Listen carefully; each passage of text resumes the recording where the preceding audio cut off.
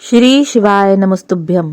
कोंकणी रायपुर छत्तीसगढ़ में चल रही श्री आशुतोष सिंह महापुराण की कथा का आज चौथा दिन था। किसी कारणवश अगर आप आज की कथा नहीं सुन पाए तो हम आपके लिए लेकर आए हैं कथा की विशेष जानकारी और उपाय। आज की कथा में गुरुजी ने बताया कि कभी भी आप शिव मंदिर में शिवालय में जाएं तो झूठ मत बोलिए और सच बोलने से बिल्कुल भी मत डरिए। शिव आपकी रक्षा करेंगे, पर आपको ध्यान रखना है कि आपको झूठ बिल्कुल भी नहीं बोलना है। आज की कथा में गुरुजी ने बताया कि माता पार्वती जब 5 वर्ष की थी तब वो शिव पूजन कर रही थी। तब उनकी माता नैना देवी ने उनको ध्यान से देखा, उनको पूजन करते हुए, और उन्होंने उनको पूजन करते करते निहारा। माता पार्वती किसी भी वृक्ष की पत्ती तोड़ के भगवान शिव को समर्पित कर रही थी। नैना देवी ने ये सब देखा पर उन्होंने कुछ कहा नहीं। पूजन समाप्त होने के बाद उन्होंने माता पार्वती को शिवालय के बाहर ले जाकर समझाया और बताया कि भगवान शिव को बेलपत्री समर्पित करनी चाहिए। बेलपत्री से भगवान शिव इतना प्रसन्न होते हैं जितना वो किसी भी और दूसरी चीज से नहीं प्रसन्न होते। आज गुरुजी ने बताया कि बेलपत्री के वृक्ष का जन्म माता पार्वती के जन्म से भी 50 वर्ष पूर्व हो चुका था। उमा माता के समय में बेलपत्री के वृक्ष का जन्म हुआ था। उमा माता का विवाह शिव के स्वरूप महेश जी के साथ हुआ था।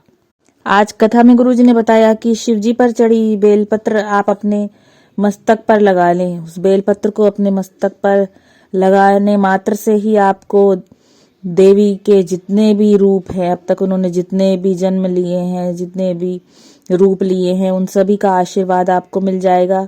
64 योगिनियों का आपको आशीर्वाद मिल जाएगा। 33 कोटि देवताओं का आपको आशीर्वाद मिल जाएगा। बेलपत्र मस्तक पर लगा लेने से आपको सभी देवी देवताओं का आशीर्वाद मिल जाएगा।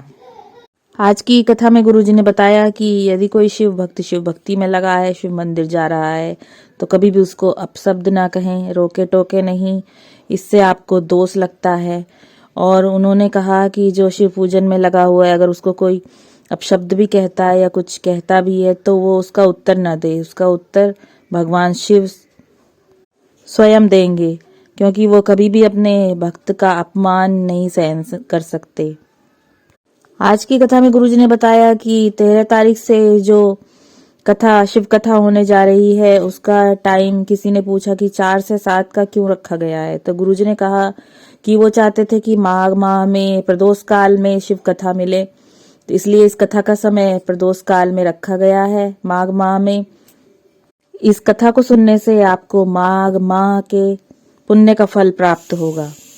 आज की कथा में गुरुजी ने बताया कि यदि आपके घर में चंदन है, चंदन का जो एक पाटा होता है जिसपे चंदन घिसा जाता है, अगर आपके घर में है वो, तो आप उस पर 2 बूंद पानी डाल के थोड़ा सा चंदन घिस के अपने घर में शिव जी को या फिर मंदिर में शिवालय में शिव जी को अवश्य समर्पित करिए। इससे आपको कर्जे से मुक्ति मिलेगी। तो आप अवश्य करिए ये उपाय।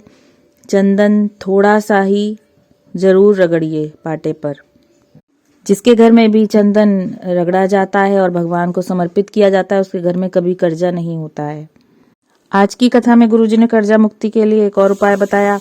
गुरुजी ने बताया कि आप लाल चंदन को थोड़ा घिस लीजिए और एक कलश में पानी ले लीजिए और आपको उस लाल चंदन जो आपने घिसा हुआ है उसकी एक बिंदी उस कलश पर लगानी है और उस कलश को लेकर जाकर भगवान शिव को समर्पित कर देना है।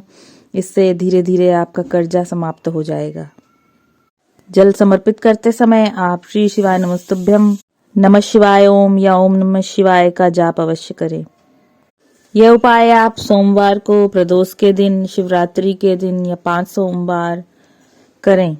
आज की कथा में गीता जी का पत्र आया था।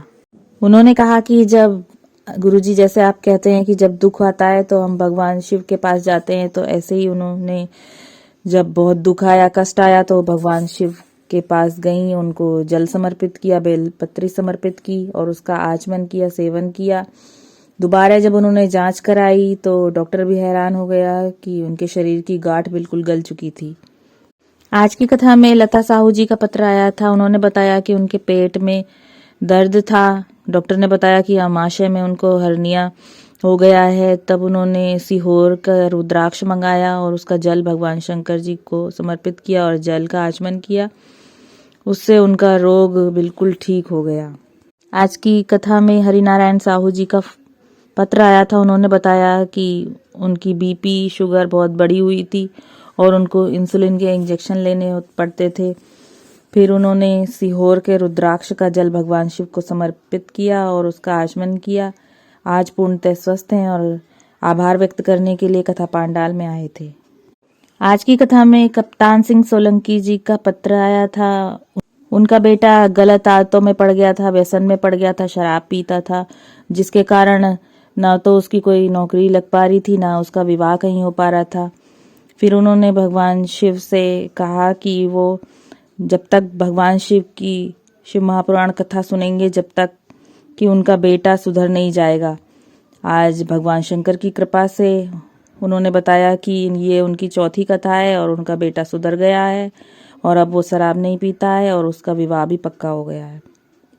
आज की कथा में देवांगना जी का पत्र आया था। उन्होंने बताया कि उनके पति का एक्सीडेंट हो गया था, पैर में काफी गंभीर चोट लग गई थी, रॉड लगी थी पैर में। डॉक्टर ने कहा था कि ये कभी भी नीचे नहीं बैठ पाएंगे, पैर इनका कभी सीधा नहीं हो पाएगा।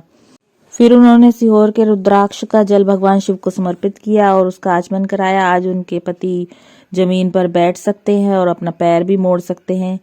आभार व्यक्त करने के लिए कथा पांडाल में आई थी। तो ये थी आज की कथा से जुड़ी विशेष जानकारी और उपाय। अगर आपको वीडियो उपयोगी लगा हो तो कृपया चैनल को लाइक, सब्सक्राइब और शेयर जरूर करिए और बेल आइकन जरूर दबाइए ताकि आगे आने वाली वीडियो से संबंधित नोटिफिकेशन आपको मिलती रहे। श्री शिवाय नमस्तुभ्यम।